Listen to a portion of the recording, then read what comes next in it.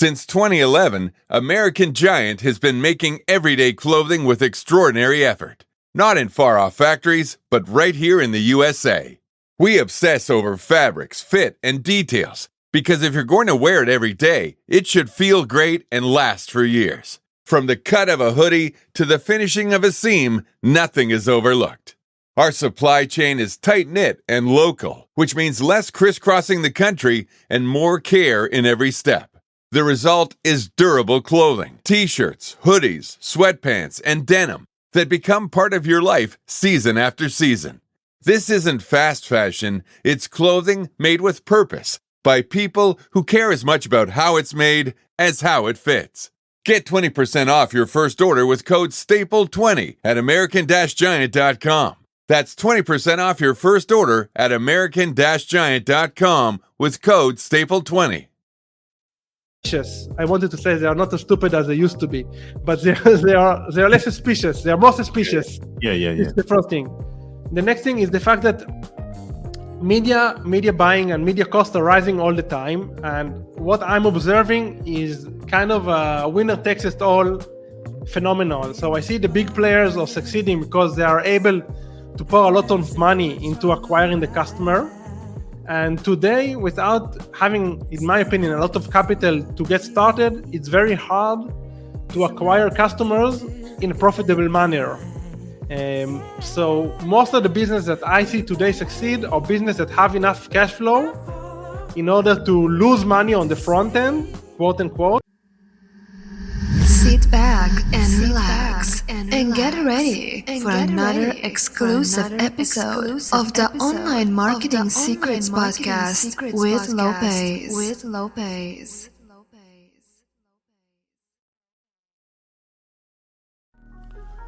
This episode is brought to you by ERC. Let me ask you a question. Did you have a business during the pandemic with 5 or more employees? If the answer is yes, you might be leaving money on the table. All you gotta do is go to ercbankroll.com and you can get your money. The best part about this, it only takes 5 minutes or less to see if you qualify. Go to ercbankroll.com and put in your name, email address, answer 2 questions, click on the submit button, and you're done. It's that simple. And get your money. So don't wait. Go to ERC Bankroll. Welcome to another episode of the Online Marketing Secrets Podcast. I'm your host, Lopez. So like and share this episode. And before I get started, I would appreciate it if you left me a 5-star review in iTunes. Love it or hate it, I want to hear what you have to say. I want to hear what you think about the show so far. I want to hear your feedback and all that good stuff. So today I have another guest, and this is a very special guest. He's a e-commerce entrepreneur, growth consultant with a passion for helping businesses succeed. He's bootstrapped and scaled multiple 7-figure e-commerce stores traveling the world. In addition to his hand-on experience with e-commerce, he's also the host of a podcast called EcomXFactor, where he interviews industry leading experts about e-commerce, copywriting, and marketing. My special guest is Yaron Been. Welcome to the show.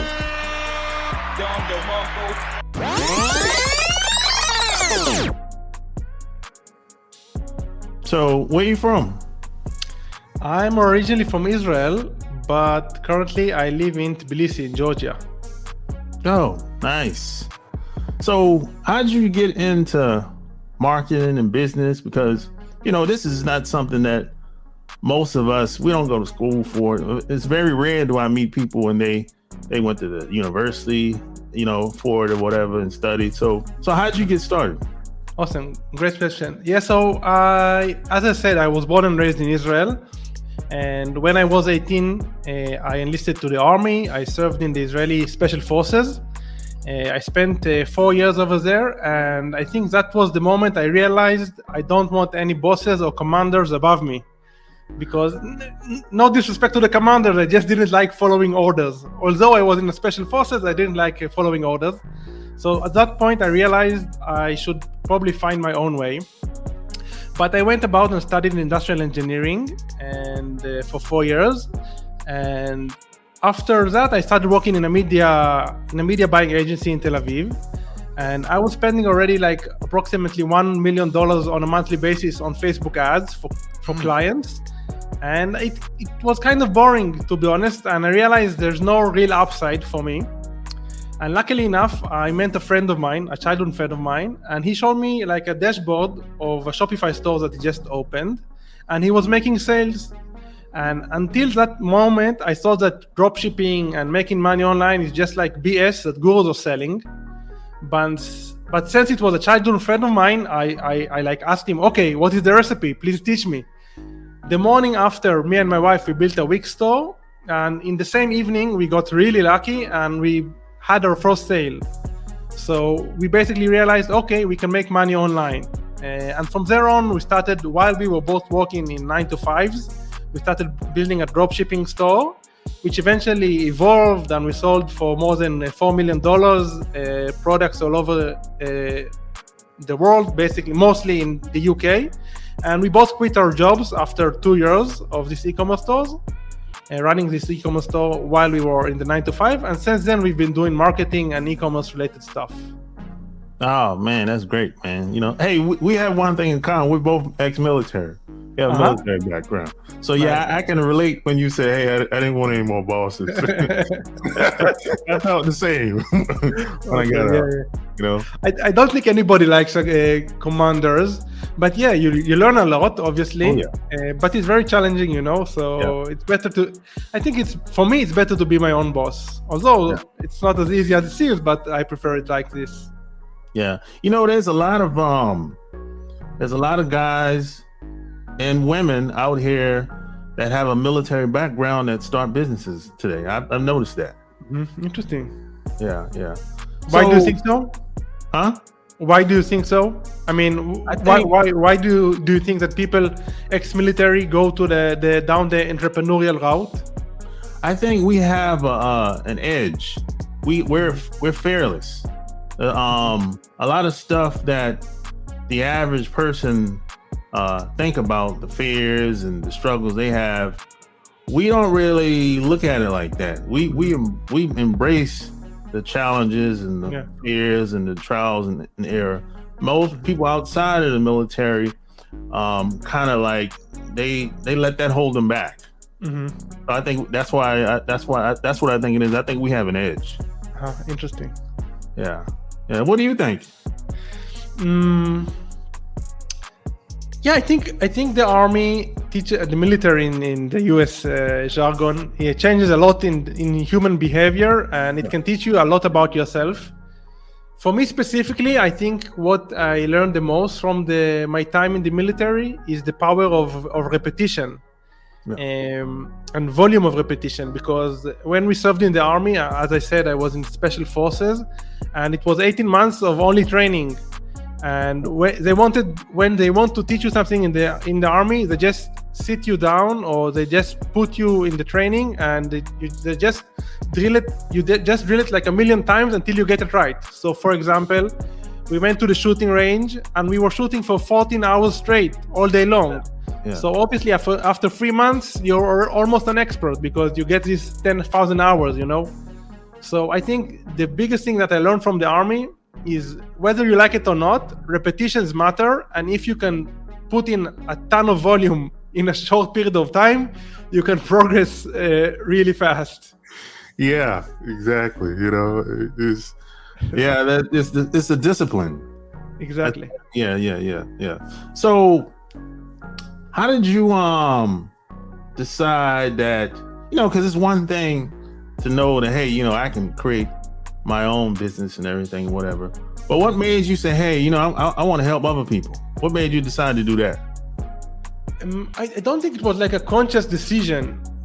People started coming to me and offering me to help them and consulting gigs because they saw what I've been doing, and people that mostly know me, they know that my values and they know my skill set. So I started getting a lot of offers, and I saw it excited me even more than doing my own stuff because I was able to see different operations and help people in different stages. So I kind of gradually shifted from having my own thing to mainly providing more of services of media buying and marketing, hands-on help, growth-related initiatives. Okay, so when people say scale, what does that really mean when people say that? I think it's a scale. Scale is a relative. It's a relative metric. So for me, if you would have asked me 6 years ago, when I was spending more than $100 on Facebook, for me it was scaling. Today, I'm managing more than 5K on a daily basis, and for me this isn't scaling because I know that there are media buying accounts that are spending $100,000 on a daily basis. So it's all relative. So scaling basically is just growing. It's just a synonym for growing, and you can grow from level 0 and you can grow from level 10. So it's all relative. Yeah. So I've met people from time to time, and they have these drop shipping companies. Maybe they might do Amazon, or they might maybe eBay, but mostly Amazon, or they might have their own website too. How much does it take to, I guess, really blow those websites and products up? I mean, to get in front of the right audience. Yeah.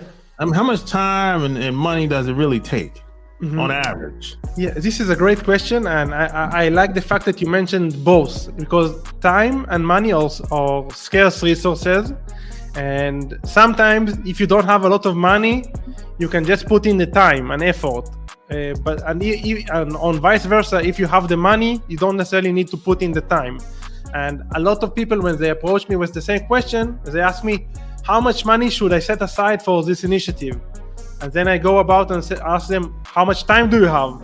Like, share with me the whole equation, and based on this, we can build a plan.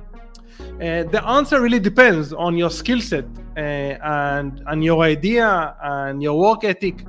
If I'd had to give like a very, very broad answer, I wouldn't start these days. I wouldn't start without having like at least 5K set aside for investing just for media buying. Assuming that you go down the non-organic route, like the paid advertising route.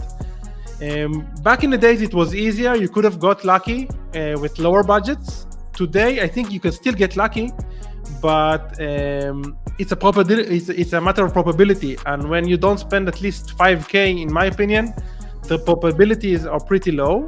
So I would say at least 5K and at least like 3 or 4 hours per day as a total investment, just to get started. Before that, you need to gain more skill or gain more capital, because you don't even get to the threshold of kind of seeing success, in my opinion, if you don't have these.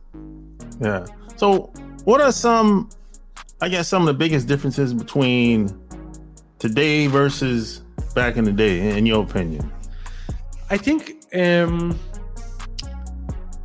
first of all, knowledge is evolving, and back in the days there were less competition. So today everybody and the tools are it's very easy to get started, Yeah. Tools like Shopify, you don't have to have a lot of knowledge in order to put a store out there, So there is a lot of competition. So I always say the barrier to entry is very low, but this puts the barrier to success way, way higher, because there are a lot of competitors and you need to really know what you're doing in order to succeed.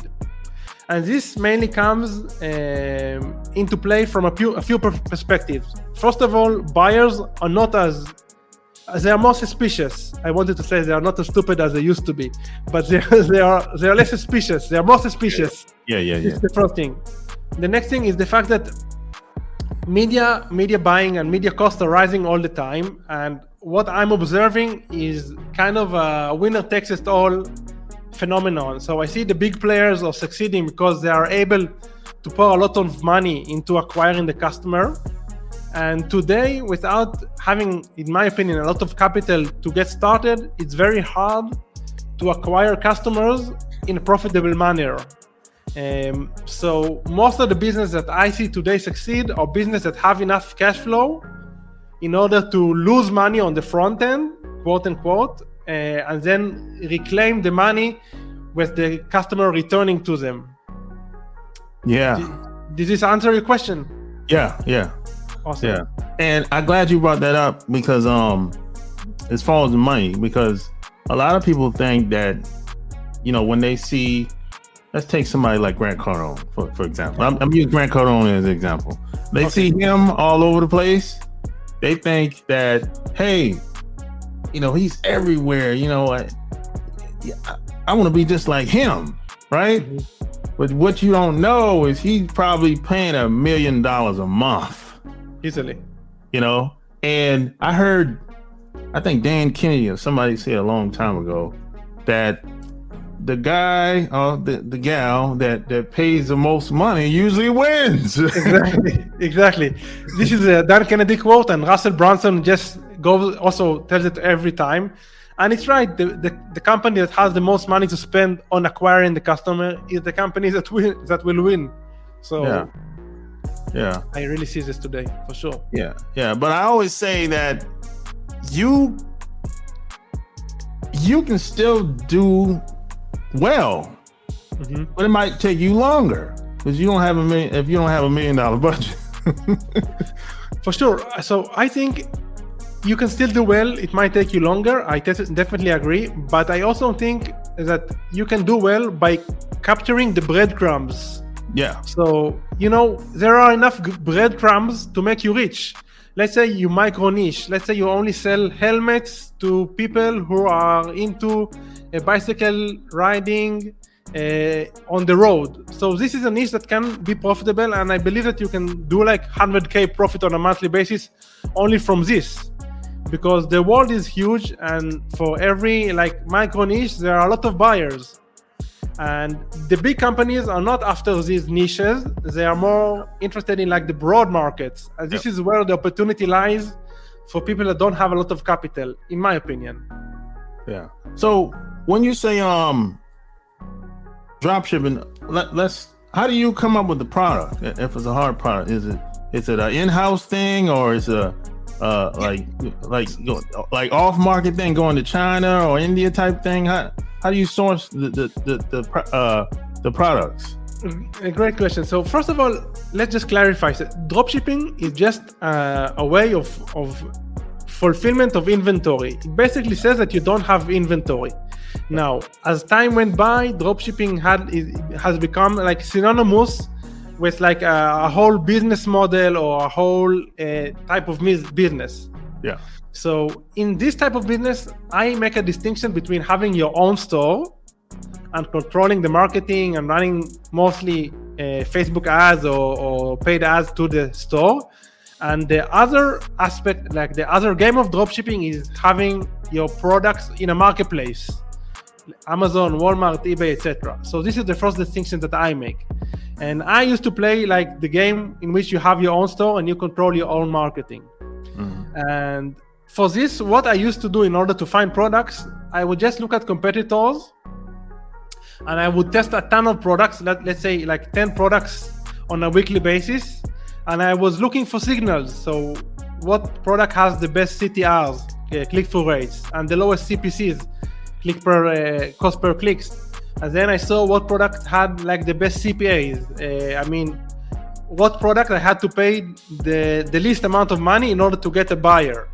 And whenever I saw a product that was kind of outperforming the rest of the products, I used to pour more money on this product and try to scale it, quote unquote, because we discussed this this thing before. So this basically was a process. Testing a lot of products, seeing what product outperforms based on the signals, and just pouring a lot of money into this product. And if needed, building a dedicated store for this specific product. Now, this was back in the days. Today, I'm not sure this is the best way to do dropshipping. I think you need to build like more of a brand identity to differentiate yourself from the competitors. But this is what used to work for us back in the days, like just testing a ton of products and seeing what works. Yeah, the marketplace online had definitely changed. I remember back in the day, people they didn't have to know who you was. If they liked it, they would buy it. Exactly. It could be, you could partner with somebody. He might have a list. They never seen you, but people on his list ain't never heard of you ever. And he would promote you or your website, your product, his list. People would buy automatically. That's not working that well. That was a Wild West, but it's not like this anymore. So things have definitely changed. Building a brand today is much more important than ever. I agree. Yeah. So let's talk about your website, Mentor Cruise. How did that come about? No, so Mentor Cruise isn't my website. It's just a website that aggregates mentors, and I'm one of the mentors in that website. So it's not my operation. Just to clarify, but still, I think it's an awesome website. I mean, I suggest your listeners check it out if they're looking for help in any field. There are a lot of great mentors over there, and I'm not an affiliate. I'm not biased. Okay, gotcha. So, like, what's your ideal prospect in a perfect world? Is it big, small, startups? So I used to work mainly with beginners, but then I realized, it's way more challenging to help beginners that don't have like an entrepreneurial background, because there are so many variables and unknowns in the equation. So as much as I enjoy doing this, I don't work with beginners so often anymore. I'm mostly focused on helping brands that are like have an established brand already, and they are able to pay at least like $50,000 per month on media buying. At least this is like the bare minimum. So more of established brands or B2B brands that need a lot of help with automations, because I love doing automations. I'm not a big fan of working, so I like to automate everything. I hear you, man. So hey, what's your podcast about? My podcast is mostly about growth in general. It was focused on e-commerce, but now I'm kind of shifting away. Zooming out, not necessarily on e-commerce. Anything related to marketing, AI, Web3. Like, I just interview experts that I have a personal interest in interviewing and speaking with them, because this is how I grow and learn. And I'm operating under the assumption that if I find it interesting, hopefully someone else will find the conversation interesting as well. Exactly. So hey, wait a minute. Let's talk about AI. Now, first off, what do you think about AI? What's your opinion? I'm a big fan. I use it very often. I use it a lot, mainly for creating automation with Python. And this has been a game changer for me, because although I know some coding, I don't consider myself a developer. But now using ChatGPT, I'm able to pull off a lot of amazing stuff and a lot of automation that are marketing related, just using ChatGPT. So it saves me a ton of time, and it also enhances my abilities. So I'm a big fan. Yeah, me too. I use it, man. So a lot of people, they're kind of afraid that it's going to take people's jobs and whatever. Now, it is going to take certain people's jobs. Yeah, that's a fact. Yeah, but I don't, people, they're afraid. I said you should embrace it. Things change over time. The thing's not going to stay the same forever. Yeah, You know? I agree. And you know, a lot of people are debating like the ethical uh, perspectives of AI, and it's kind of beyond my scope of control. So I don't care about this. I'm just, as you said, I try to embrace it and I try to leverage it. Because I know a lot of people are afraid of it, so I'm trying to exploit, quote unquote, this opportunity. Yeah, I mean, you never know what's going to happen in the future. Nobody really knows. Really. Nobody knows. Yeah, exactly. So if people wanted to follow you online, where would they go to? Yeah, so I'm mostly active on LinkedIn, so they can just look up the link, Yaron Been. My name is, I think it's pretty unique, so they will probably find me. And I have my website, EcomXFactor, and I have this podcast, which is under the same name. And I'm assuming that we will share the links in the show notes, so they will probably be able to find me over there. There you have it. Like, share this episode. All links will be found in the show notes. Until next time, we're out. Peace.